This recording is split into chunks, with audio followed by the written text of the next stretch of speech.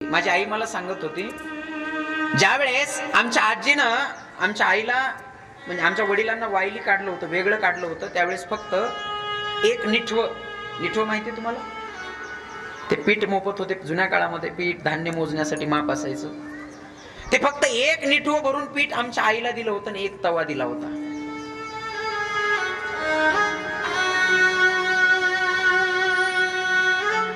झालं असं, कालांतराने वडील गेले. वडील गेल्याच्या नंतर घरामध्ये करती फक्त एकटी आई होती.